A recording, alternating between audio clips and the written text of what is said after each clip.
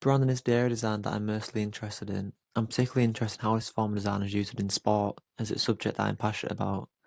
I'm also interested in how designs are becoming more minimal and why these choices are being made. Within sports, branding is often used to connect a whole fan base or city and has to try to balance the idea of vernacular and universal identity. The badge acts as a symbol of generations worth of history, which fans wear with pride. In my studio work, I've also undertaken projects related to this theme. My overriding theme is about the North and South divide in rugby and how expansion needed for rugby league to grow. This because in rugby league, the domestic leagues are heavily dominated by northern cities and towns and need to expand to wider audiences. I therefore created my own rugby league team called Bristol Buffaloes, with Bristol being a large southern city and Buffaloes being known for their teamwork and powerful appearance. I also tried to consider vernacular versus universal identity. Whilst making the buffalo icon the focus point with minimal background, I adapted the shield from the city's coat of arms for the overall shape. I possibly tried to make a stronger link, however I didn't want to overcomplicate the design with simplicity being a key goal.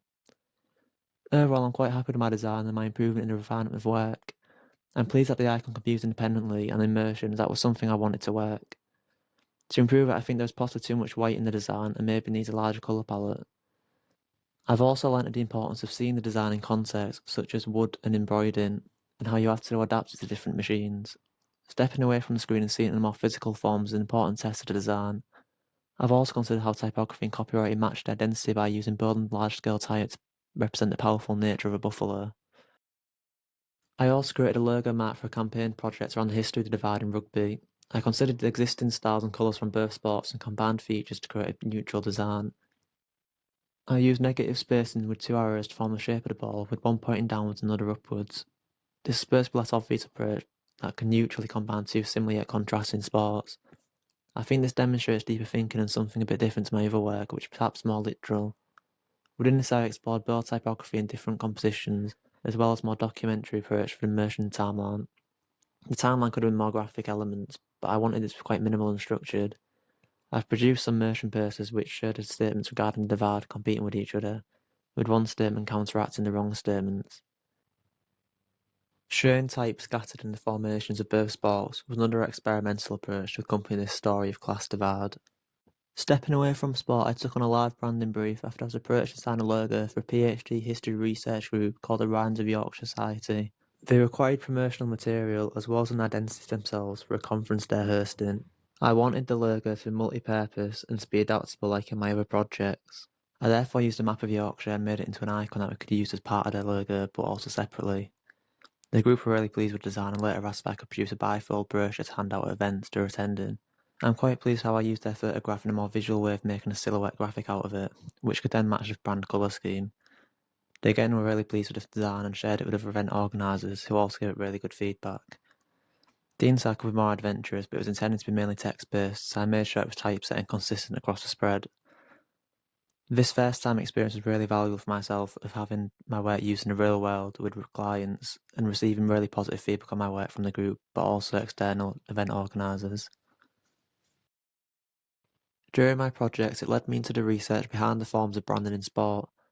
In the early years of team branding, clubs usually use City's coat of arms, which can be seen here in Man United and Liverpool's original designs. They often depict a very complex and generic design that was used throughout the city with specific semiotics attached to each symbol.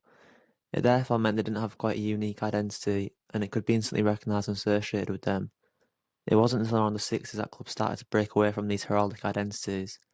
It was a period when branding had a modernist revolution with the spread of corporate logo marks, which can still be seen in the current era. Many companies adopted this minimal and clear design style as it seemed to be a universal language that could be understood from people around the world. It therefore allowed the brand to expand to other countries with the goal of making more money.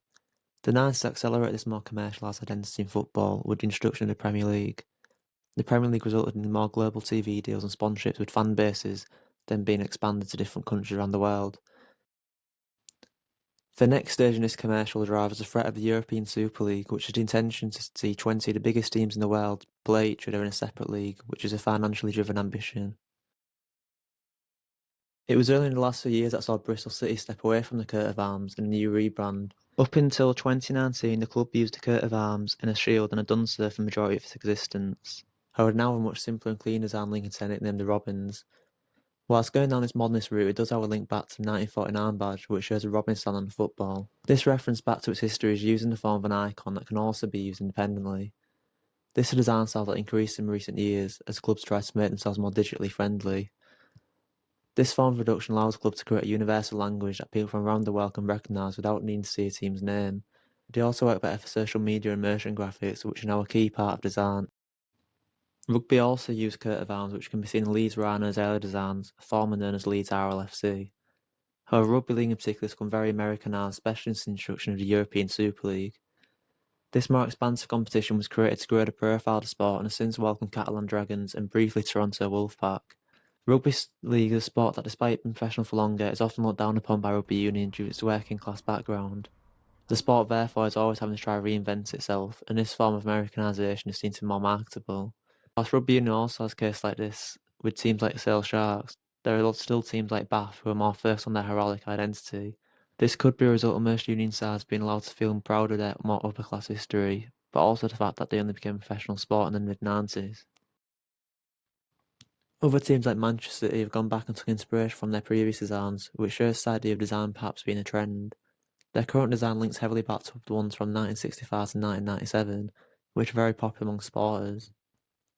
At the time, the club had to rebrand due to copyright issues with similarities to the city's coat of arms. They managed to keep the bird symbol and three stripes, which represented the city's three rivers. However, the overall shape changed. It instead used the golden eagle, which was a symbol of Manchester. Despite success on the pitch, fans remain attached to their previous identity. Therefore, in 2016, Man City worked with the fans on a rebrand, which saw the Lancashire rose and circular shape return with a more modern look. This decision to borrow from the past is quite ironic, with the club's rise being as a result of their takeover by billionaire Abu Dhabi investors. This can also be seen with more corporate brands such as North's rebrand for Co-op in 2016. The group decided to bring back the cloverleaf logo, which was first seen in 1968. The rebrand only saw the minor amendments of redrawing the original design with a fresh colour palette. North director Sean Perkins described the design as being timeless, which is the reason they brought it back. Whilst retaining a distinctive and adaptable appearance, it also links back to a time where the group believed the brand's principles were at its best. Despite the original design being created in the 60s, it is proven to be just adaptable to modern platforms such as motion graphics. However, some clubs decided they want a full brand overhaul. In 2012, Cardiff City owner Vincent Tan decided to rebrand the club, which changed their identity completely. What was once known as the Bluebirds who wore blue were now represented by a dragon in all red. The reasoning behind this is that the colour red is believed to be lucky in East Asia, whilst the dragon acts as a stronger symbol in the Asian market. This change in identity was made with the intention to generate more global profit and expand to wider audiences. You could argue that the dragon created a greater vernacular connection with Wales, which only had a few clubs representing the country in the English leagues. However, he'd removed everything that was associated with the club's history by pushing his universal ambition. Fans protested against this, and in 2015 he reversed the decision, and their nickname and club colours were restored in a new rebrand. Similarly, in 2014, Hull City was stepping into European competitions for the first time, and the owner saw it as an opportunity to grow the club globally. The then owner, AC Milan, wanted to rename the club to Hull Tigers, as he described the name City as being irrelevant, and thought the Tigers would sell to a more universal audience. The rebrand didn't involve fans' opinions, which was explained as having a lack of time. This saw the removal of the club's name, which was a bold design choice, and only a few clubs decided to take. It featured only the classic tiger head and the year the club was founded in what was very minimal design. Whilst many knew I myself liked the design due to simplicity and uniqueness, many saw it as the owners retaliating at the supporters who objected to the name change. Whilst it's a likely reason, it could also take reference from an earlier version in 1947, which had a similar style. Fans possessed this for years, with some saying they're not a brand and wanted to be seen as fans rather than consumers. I personally really like the design as I think it stood out and the reduction made it quite unique that people could recognise. However, it had too many controversial reasons behind it, and was always destined to fail. In an attempt to build some bridges in 2019, the club had another rebrand and restored the club's name, which was a process that involved 7,000 fans. Despite football becoming more commercialised and money-orientated, there are still clubs whose branding philosophies fight against this. German side St. Pauli aim to use their status for the greater good rather than striving to achieve global success. They pride themselves on their social activism and use the skull and crossbones as their iconic and powerful symbol. As well as clubs and organisations, players have also been seen to become brands. For example, Cristiano Ronaldo is well known as being called CR7. Alongside his initials, he uses the iconic shirt number, which is a huge part of his brand. His global stature means that people can easily recognise it around the world. He has managed to separate himself from the sport due to success he's achieved and is now seen to be in the teams he plays for. The importance of his brand has resulted in other players having their numbers swapped so they can have the number 7.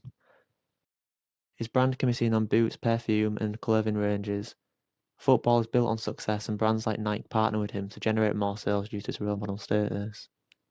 They know that people buy these branded products so that they can feel a part of his success, and that is associated with the CR7 brand. The importance of this brand status was clear when I visited his native island, Madeira. He has a CR7 museum dedicated to success and is situated next to the CR7 Pastana Hotel. Within his museum, his logo is used to sell branded merchandise to tourists. Similarly, LeBron James also has his own brand identity. Like Ronaldo's logo uses initials, however, using a less obvious design that forms a crown shape, as he is often described as a king of basketball. This form of personal branding can be traced back as far as the Roman Empire, when potters stamped their products. The potters would have their own mark, which would be used on each item to associate that product with themselves. Just like the brands we see today, people then purchased items based off their reputation. Fortis was one of the leading pottery brands in the period and would use their iconic logo on the bottom of every product. Fortis translates to strong in Latin, which reflected the high quality of material and the craft of their products.